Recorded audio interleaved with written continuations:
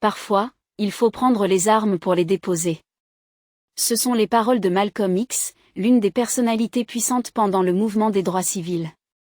Ses paroles et ses discours étaient empreints de bravoure, unifiant la communauté noire. Cependant, ses paroles et lui-même étaient souvent mal compris et considérés comme une personnalité controversée. Il disait « Il est criminel d'enseigner à un homme de ne pas se défendre lorsqu'il est constamment victime d'attaques. » La plupart des gens ont entendu son nom, mais ils en savent plus sur Martin Luther King Jr. Cependant, Malcolm X était quelqu'un qui a préparé le terrain pour la réussite du mouvement des droits civils. Si vous essayez de découvrir qui était Malcolm X, sa vie, son travail, et comment les racistes le craignaient, vous pouvez comprendre pourquoi il a été discrètement écarté des livres d'histoire. Alors, ce qu'il a fait qui a littéralement secoué les gens de son époque, et pourquoi il ne pourra jamais y avoir un autre Malcolm X. Dans cet épisode, nous vous dévoilerons le côté réel et caché de Malcolm X, une personnalité puissante qui a dirigé la communauté noire. Commençons. À Omaha, Nebraska, le 19 mai 1925, un enfant est né dans un monde plein d'agitation et d'inégalités. Cet enfant s'appelait Malcolm Little, et sa vie précoce était un tourbillon de difficultés et de conflits.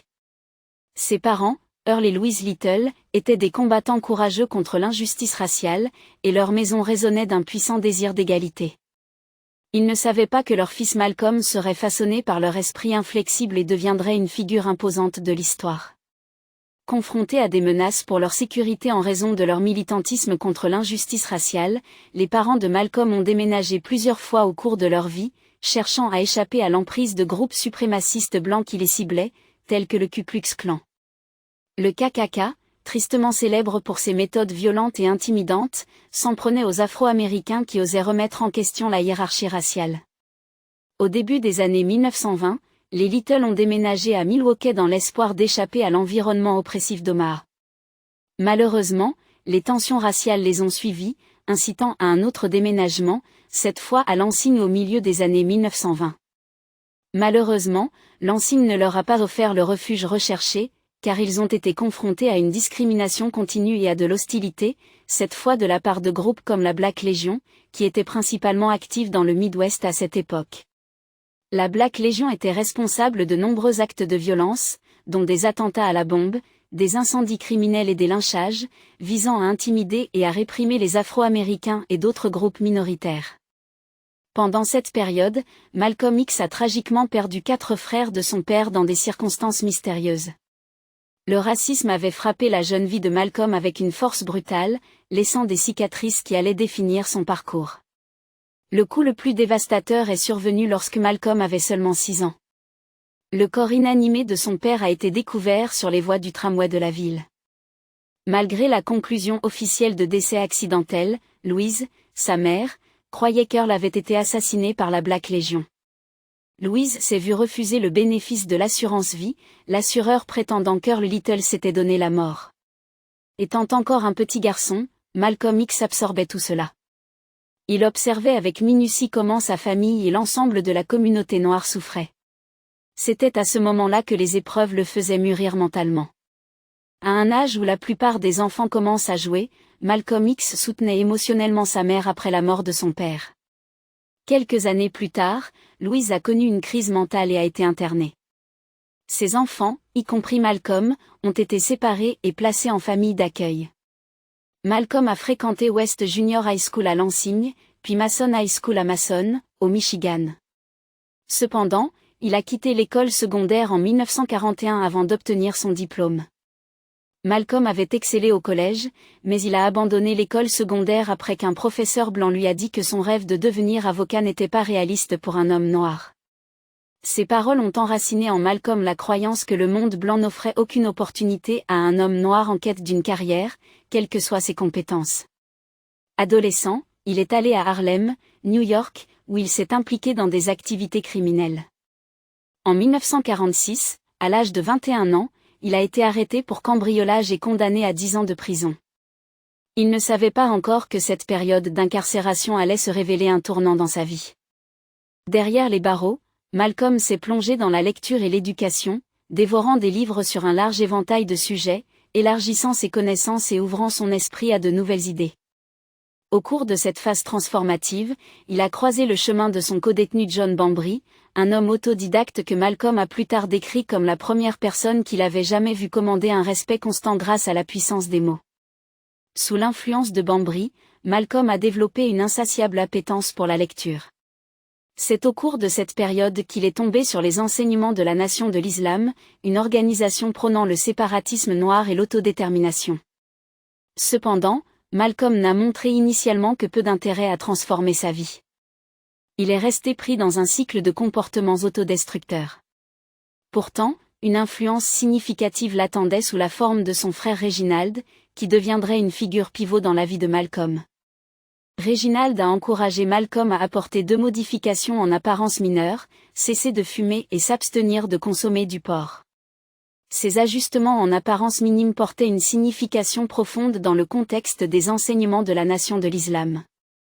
Après une visite au cours de laquelle Reginald a partagé les croyances du groupe, y compris la conviction que les personnes blanches étaient destinées à subir une rétribution divine en raison de leur oppression de longue date envers les personnes noires, la vie de Malcolm a pris un tournant extraordinaire. Malcolm en conclut que chaque interaction qu'il avait eue avec des individus blancs avait été entachée de malhonnêteté, d'injustice, de cupidité et de haine. Malcolm, qui avait gagné le surnom de Satan en prison en raison de son hostilité envers le christianisme, se retrouva étonnamment réceptif au message de la Nation de l'Islam à la fin de 1948. Il écrivit une lettre à Elia Muhammad, le dirigeant de la Nation de l'Islam, cherchant des conseils. Muhammad lui conseilla de renoncer humblement à son passé et de s'incliner en prière devant Dieu, promettant de ne plus jamais s'engager dans des comportements destructeurs. Malgré le combat intérieur qu'il évoquait lorsqu'il se courba pour prier, Malcolm devint bientôt membre de la Nation de l'Islam. Il entretint une correspondance régulière avec Muhammad. L'adhésion de Malcolm au séparatisme noir allait façonner le débat en cours sur la manière d'atteindre la liberté et l'égalité dans une nation qui avait longtemps refusé à une partie de ses citoyens la pleine protection de leurs droits. De plus, cela jetait les bases de l'émergence du mouvement Black Power à la fin des années 1960. Pendant cette période, lorsque Malcolm X avait commencé à devenir une force motrice puissante comme on s'y attendait, le FBI avait commencé à l'espionner. En 1950, le FBI ouvrit un dossier sur Malcolm après qu'il eut écrit une lettre de prison au président Truman, exprimant son opposition à la guerre de Corée et se déclarant communiste. La même année, il commença à signer son nom Malcolm X. Dans son autobiographie, Malcolm expliqua que le X symbolisait le véritable nom de famille africain qu'il ne pourrait jamais connaître, remplaçant le nom du maître d'esclaves blanc Little qui avait été imposé à ses ancêtres paternels. À sa libération en août 1952, il visita Elia Muhammad à Chicago. Sa présence était remarquable non seulement pour ses compétences oratoires, qui faisaient de lui un orateur captivant dans n'importe quelle pièce où il entrait, mais aussi pour sa stature imposante. Mesurant 6 pieds 3 pouces et pesant 180 livres, il dégageait une aura puissante qui attirait les gens. En 1953, le FBI commença à surveiller Malcolm, en déplaçant son attention de ses éventuelles associations communistes à sa montée rapide au sein de la Nation de l'Islam. Malcolm X devint largement connu du public américain en 1957 après qu'Anton Johnson, un membre de la Nation de l'Islam, eût été brutalement battu par 2 policiers de New York. Malcolm et d'autres musulmans intervinrent, exigeant de voir Johnson et organisant une assistance médicale. Cet incident démontra l'acceptation publique croissante de Malcolm. En réponse à cet incident, le service de police de la ville de New York commença à surveiller Malcolm X en l'espace d'1 mois. Ils vérifièrent même auprès des autorités d'autres villes où il avait vécu et des prisons où il avait purgé sa peine. Les tensions s'intensifièrent en 1961 après des affrontements intenses entre les membres de la Nation de l'Islam et la police dans le sud de Los Angeles. Bien que de nombreux musulmans aient été arrêtés, ils furent plus tard acquittés, mais les événements laissèrent des tensions latentes. Le 27 avril 1962, 2 officiers du département de police de Los Angeles ont lancé une attaque non provoquée contre plusieurs musulmans à l'extérieur d'une mosquée de la Nation de l'Islam. Cet acte d'injustice a suscité la colère parmi les musulmans, entraînant une confrontation avec la police. Le chaos a suivi, aboutissant au désarmement d'un officier et à la blessure par balle d'un autre au coude par un 3e officier. Plus de 70 officiers de renfort sont arrivés sur les lieux, ont perquisitionné la mosquée et ont brutalement battu les membres de la Nation de l'Islam. Tragiquement, Ronald Stokes, un vétéran de la guerre de Corée, a été abattu dans le dos alors qu'il se rendait, perdant la vie. Un autre homme, William X. Rogers, est resté paralysé à vie après avoir été abattu dans le dos. À la suite de cet incident horrible, certains musulmans ont été accusés, mais aucune charge n'a été retenue contre les policiers. Le magistrat a même jugé la mort de Ronald Stokes justifiée. Profondément affecté par cette profanation de la mosquée et la violence, Malcolm X a ressenti un fort désir d'agir. Il a puisé dans son propre passé tourmenté pour rallier les membres les plus endurcis de la nation de l'islam, les exhortant à chercher une vengeance violente contre la police. Il était un homme puissant qui ne voulait pas rester silencieux. Comment pouvait-il simplement regarder tandis que la police attaquait les mosquées et tuait ses frères? C'est pourquoi il s'est tourné vers son leader, Elijah Muhammad, avec une demande audacieuse. Il a sollicité l'approbation de Muhammad pour une démarche qui ébranlerait les fondations de leur organisation. Muhammad savait à quel point Malcolm était compétent, et il pouvait véritablement bouleverser l'État. Par conséquent, à la grande stupeur de Malcolm, Muhammad a refusé sa demande, le laissant incrédule. Mais ce n'était que le début de leur voyage tumultueux. Malcolm, animé par son engagement infatigable envers la cause, a exprimé le souhait que la nation de l'islam s'unisse aux organisations de défense des droits civiques, aux politiciens noirs locaux et aux groupes religieux. Cependant, Elijah Muhammad s'est dressé comme un obstacle infranchissable une fois de plus. Cela a marqué un tournant dans leurs relations, un tournant qui allait la voir se détériorer davantage. Des rumeurs ont commencé à circuler selon lesquelles Elijah Muhammad était impliqué dans des liaisons extra-conjugales avec des secrétaires de la Youm Nation, des rumeurs que Malcolm avait initialement rejetées. Cependant, à mesure qu'il creusait davantage la question, en parlant avec le fils de Muhammad, Wallace, et les jeunes filles portant ces accusations, il a commencé à les croire.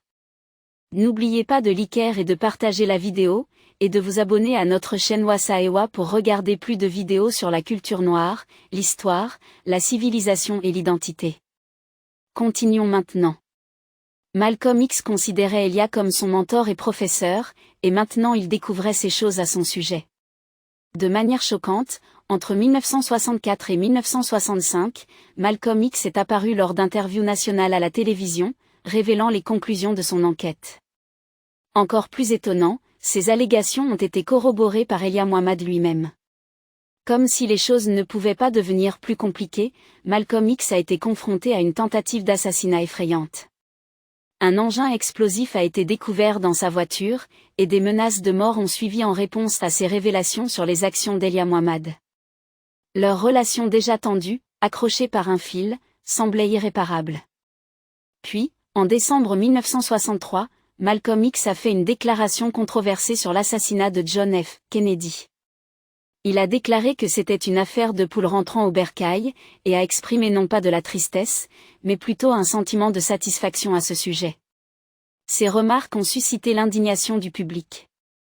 La nation de l'islam, qui avait adressé des condoléances à la famille Kennedy et interdit à ses ministres de commenter publiquement l'assassinat, a publiquement critiqué Malcolm X. En conséquence, il a été réduit au silence et interdit de s'exprimer publiquement pendant 90 jours. Cependant, Malcolm X exprimait sa pensée. Lui et tout le monde savaient ce qui devait être fait, mais ce ne fut pas le cas, et cela a conduit à l'assassinat de Kennedy. Lors de cette allocution publique, Malcolm a prononcé ces mots célèbres, « Ils vont bientôt me tuer ». Personne ne savait que ces paroles étaient vraies et se manifesteraient. Malgré les critiques, Malcolm X est devenu une sensation médiatique, attirant l'attention des éditeurs intéressés par son autobiographie et un livre de Louis Lomax sur la nation de l'islam. Son image était largement mise en avant, tandis que la présence d'Elijah Muhammad passait au second plan, ce qui le rendait envieux et frustré. Le 8 mars 1964, Malcolm X a fait une annonce capitale. Il a déclaré sa rupture avec la nation de l'islam. Bien qu'il se considérait toujours comme un musulman, il estimait que la nation avait atteint ses limites en raison de ses enseignements rigides. Il avait de grands projets pour fonder une organisation nationaliste noire visant à élever la conscience politique des Afro-Américains et à collaborer avec d'autres leaders des droits civils, un désir qui avait longtemps été étouffé sous la direction d'Elijah Muhammad. Après son départ de la nation de l'islam, Malcolm X a fondé deux nouveaux groupes, la Muslim Mosque Incorporated, axée sur la religion, et l'Organisation of Afro-American Unity, prônant le panafricanisme. Peu de temps après, il a eu une brève mais historique rencontre avec Martin Luther King Jr. Lors d'un débat au Sénat sur le projet de loi sur les droits civils à Washington, D.C. en avril 1964, Malcolm X a prononcé un discours puissant intitulé « Le bulletin de vote ou la balle », exhortant les Afro-Américains à utiliser sagement leur droit de vote tout en avertissant que le refus continu du gouvernement d'accorder l'égalité pourrait nécessiter des actions plus drastiques. Ce même mois, avec le soutien financier de sa demi-sœur Ella Little Collins, Malcolm s'est lancé dans un voyage à Jeddah, en Arabie Saoudite, pour le pèlerinage du Hajj. Pendant son expérience du Hajj, Malcolm X a été témoin d'une transformation profonde en voyant des musulmans de différentes races interagir comme des égaux. Cette unité l'a profondément marqué, le poussant à envisager l'islam comme une solution potentielle aux problèmes raciaux. Lors d'une visite en Afrique, Malcolm X a critiqué Moise Tshombe du Congo, qu'il considérait comme une marionnette. Il a accusé Tshombe de commettre des actes odieux et critiqué la communauté internationale pour le soutenir tout en ignorant la souffrance du peuple congolais. Vous voyez, Malcolm disait des choses que personne d'autre n'osait dire. Il n'hésitait pas à parler pour ne pas offenser ceux qui infligeaient des brutalités, comme d'autres leaders de son époque. Les suprémacistes blancs savaient qu'ils pouvaient dompter n'importe qui, mais pas Malcolm X, car il était imprévisible. Ils le craignaient donc. À son retour aux États-Unis, Malcolm X a continué à dénoncer les doubles standards en matière de valorisation de la vie des Blancs et des Noirs dans les conflits internationaux. Son parcours a été tumultueux, marqué par le courage, la controverse et un engagement inébranlable envers la justice et l'égalité. Vous voyez, Malcolm X était un fervent défenseur de l'autodéfense et croyait que si le gouvernement américain ne pouvait ou ne voulait pas protéger les Noirs, il devait prendre les choses en main. Il ne voulait pas attendre que l'État aide la communauté noire et demande en retour la soumission. Lui et les autres membres de son mouvement étaient résolus dans leur détermination à se protéger et à lutter pour la liberté, la justice et l'égalité par tous les moyens nécessaires. Malcolm X a continué à défendre le nationalisme noir. Cette idéologie mettait l'accent sur l'autodétermination de la communauté afro-américaine. Cependant, au fur et à mesure de son parcours, il a commencé à réévaluer sa position sur le nationalisme noir, notamment après sa rencontre avec des révolutionnaires nord-africains qui, malgré leur apparence blanche, luttaient avec ferveur contre le racisme. Au cours d'une conversation avec Gordon Parks, seulement 2 jours avant son assassinat, Malcolm X a partagé son point de vue en constante évolution. Il a révélé qu'écouter des dirigeants comme Nasser bin Bella et Nkrumah l'avait sensibilisé au fléau mondial du racisme. Il a reconnu que le racisme n'était pas simplement une question de noir et blanc. Il avait causé la souffrance et des bains de sang dans presque toutes les nations de la Terre. Tout au long de l'année 1964, Malcolm X a fait face à des conflits croissants avec la nation de l'islam et à des menaces répétées sur sa vie. Mais n'oublions pas que la nation de l'islam n'était pas la seule. Le FBI et la CIA étaient également à ses trousses, surveillant chacun de ses mouvements. Tragiquement, le 21 février 1965, alors que Malcolm X se préparait à prononcer un discours au haut du Bon Ballroom à Manhattan, la violence a éclaté. Au milieu de l'agitation dans le public, un homme a crié « Nègre, retire ta main de ma poche ».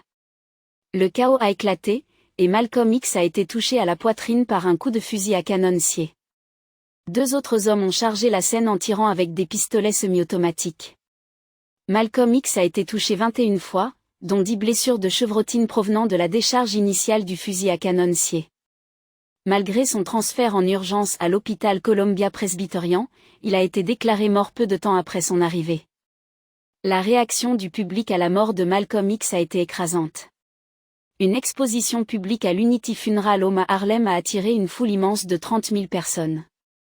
Ces obsèques, tenues au Fête Temple de l'Église de Dieu en Christ, étaient équipées de haut-parleurs pour accueillir la foule débordante et ont été diffusées en direct à la télévision locale. Personne ne sait qui se cachait derrière l'assassinat de Malcolm, mais sa famille savait lire entre les lignes. Sa famille a décidé de poursuivre en justice les agences gouvernementales comme le FBI et la CIA, en plus du département de police de New York. Même les experts ont déclaré que les agences gouvernementales considéraient Malcolm X comme une menace et avaient des projets pour le faire taire. L'héritage de Malcolm X demeure inoubliable dans l'histoire. Il est salué comme l'un des plus grands et des plus influents Afro-Américains, connu pour renforcer l'estime de soi des Afro-Américains et les reconnecter à leurs racines africaines. Son impact s'étend à la propagation de l'islam au sein de la communauté noire aux États-Unis, inspirant des mouvements tels que Black Power, le Black Art Movement et la promotion du slogan Black is Beautiful. Malcolm X est celui qui a montré à quel point la communauté noire peut être forte si elle s'unit. Quelques années avant son assassinat, il avait déjà dit qu'il serait assassiné parce qu'il savait que certaines personnes aux mains invisibles ne le laisseraient pas vivre. Qu'en pensez-vous ? La communauté noire peut-elle jamais avoir quelqu'un comme Malcolm X ? Pensez-vous que le FBI et la CIA étaient impliqués dans son assassinat ? Faites-nous part de ce que vous aimez chez lui. Si vous souhaitez regarder d'autres vidéos comme celle-ci, abonnez-vous à notre chaîne Wasaewa et appuyez sur la cloche. Nous avons décidé de créer des vidéos sur un sujet dont personne ne parle, la culture noire, la civilisation, l'histoire et les preuves de la gloire des Noirs. Merci de nous avoir regardés, et jusqu'à la prochaine vidéo, restez branchés.